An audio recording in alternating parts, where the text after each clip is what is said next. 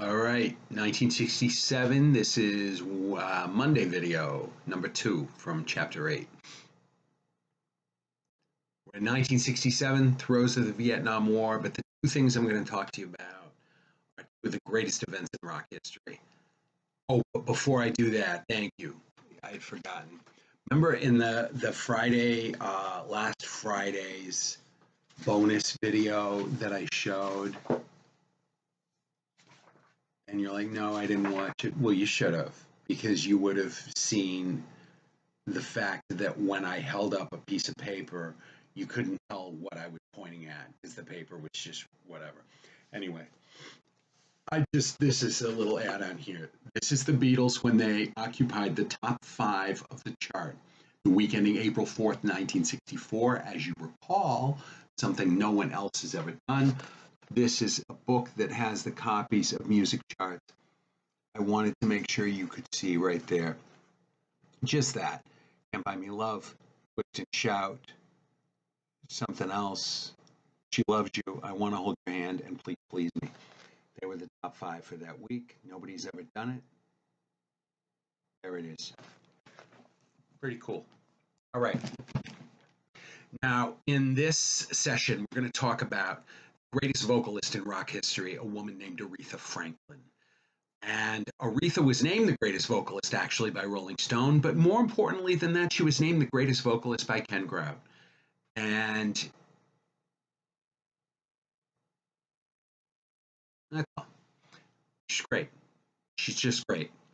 In terms of singers in rock history, women in particular, but everybody. There's Aretha, and then there's other people, you know? Aretha's just it. She is the pinnacle. She is number one. There's just no doubt about it. She was raised in the church. She was raised with a strident background, not just in rhythm and blues music, not just in jazz, but in gospel. Her musical roots are firmly entrenched in the church. And her father, Reverend James Cleveland, very successful, highly regarded minister from Detroit. Aretha was a Detroit resident for all of her life. And she came on the scene in the early 60s. And Aretha signed with Columbia Records. And quite frankly, I think they knew that they had something extraordinary, but they didn't know what to do with her. And they didn't know how to market her. And what they wound up having her do was recording more sort of mainstream big songwriters, sort of Harold Arlen, Cole Porter kinds of stuff. And it was the kind of stuff that like Ella Fitzgerald and Sarah Vaughan might have done, but they had the market cornered on it and they had their own style, and it wasn't Aretha's style. So the records didn't sell very well at all. And by the time she was done with her contract with Columbia, and I honestly don't remember whether they came to an agreement that she was bought out. Bottom line, she left Columbia, and she left Columbia in debt, meaning she owed the record company money and a lot. It was like $500,000 that she owed because her records had simply not sold.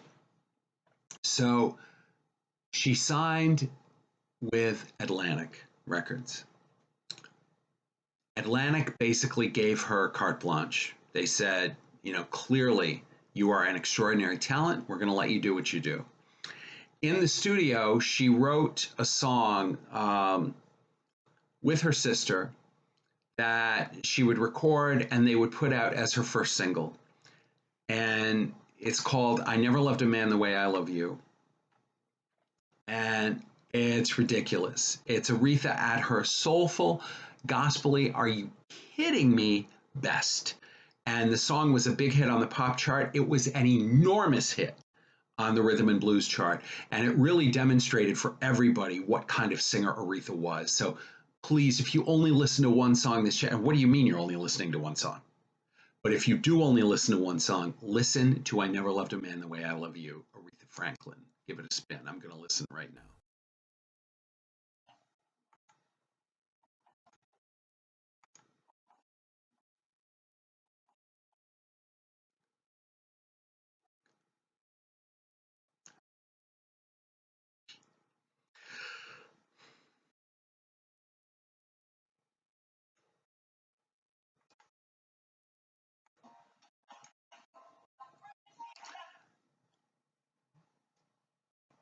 Aretha, the one and only, truly.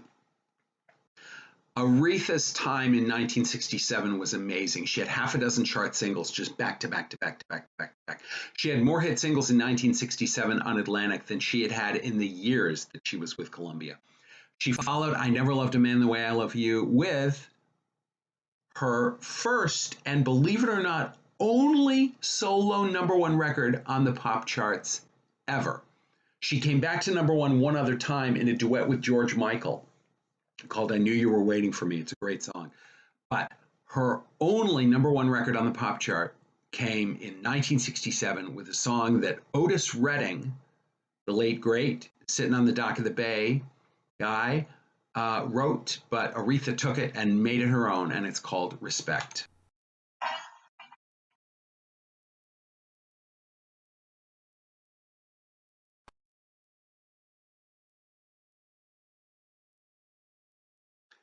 It's Aretha Franklin and Respect. Carole King wrote a song that Aretha took and again made her own. Carole King would re-record it for her Tapestry album in 1971, but nobody ever took the song away from Aretha Franklin, called You Make Me Feel Like a Natural Woman, written by Carole King, our old friend from the Brill Building.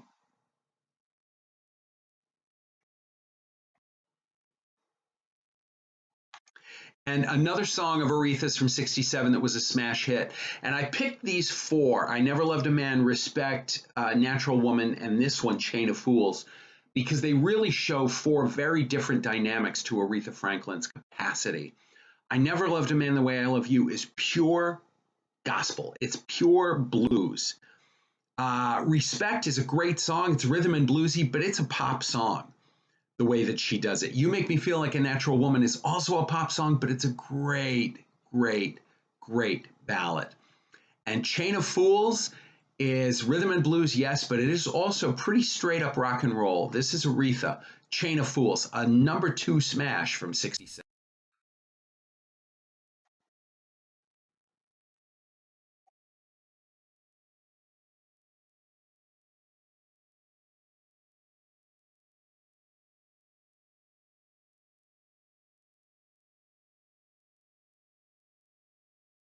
Aretha Franklin.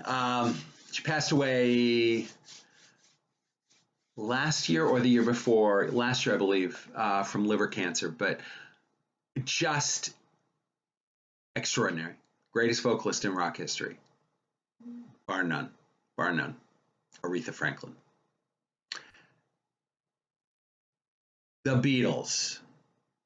Back to the Fab Four. We're going to talk about not the biggest album they ever had, but the album for which they arguably are the best known. Sgt. Pepper's Lonely Hearts Club Band was released in July of 67. And the first thing I want to do before I forget is I want you to keep in perspective the fact that Sgt. Pepper's was released in July of 67.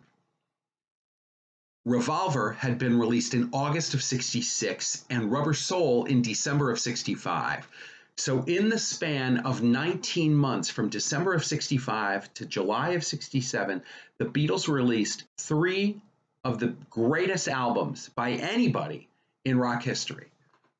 It's simply extraordinary the amount of legendary material they put out in very, very, very short order. Sgt. Pepper's is widely viewed as their greatest album. Agree with it or not, it's definitely a great album. It expands the bounds of what the Beatles did. It takes, remember we talked about the sitar, it uses more of that. It uses more orchestral themes. It uses more experimental music. It uses more sound effects. Some of the songs I picked for you, let's listen first to the title track, Give It a Spin, The Beatles and Sgt. Pepper's Lonely Hearts Club Band from 7.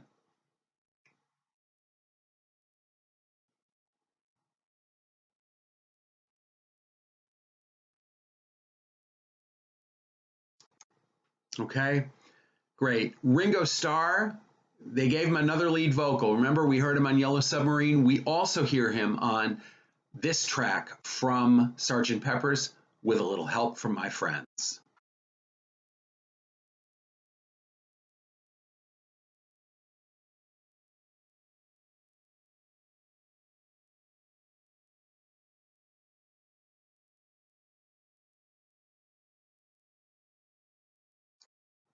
Okay, with a little help from my friends from Sergeant Pepper's.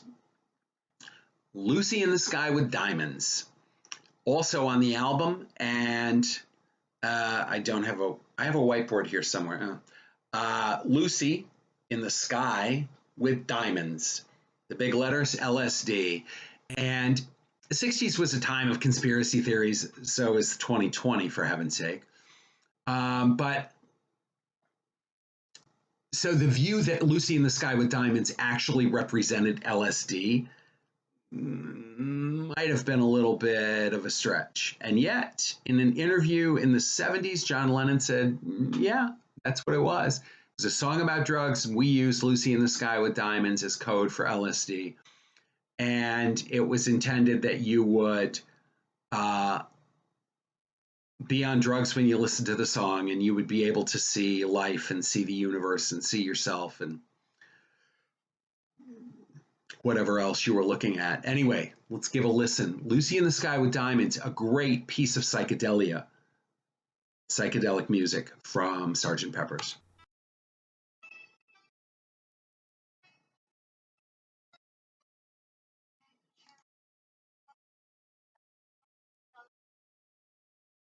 And the last song on Sergeant Pepper's is a song called A Day in the Life. Here's what I want you to know about this. And this, even from here, I can smell a quiz question. This one is John Lennon had written a fair part of a song, but he was having trouble finishing it. Paul McCartney had some sketches and some ideas of some songs he had written, and he couldn't kind of get anywhere either. They took Lennon's, they took McCartney's, they put them together, and they connected the dots with some different instrumental choices, some building pianos, some cacophony, and you wind up with this really classic song called A Day in the Life, which is the fusion of a partial Lennon song and portions of McCartney songs fused together. It's the last song on Sergeant Pepper's, and in my opinion, the best. Take a listen.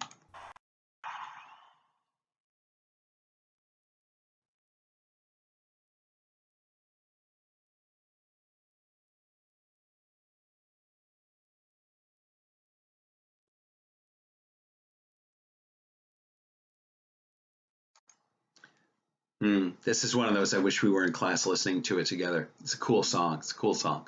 All right, A Day in the Life. Sergeant Pepper's, greatest album of all time? I don't know. It's right up there, though. Definitely deserves to be in the conversation. But the big news is in 19 months, Rubber Soul, Revolver, Sergeant Pepper's. Unbelievable. And Aretha. So that's our second recording for Monday. See you on the other side.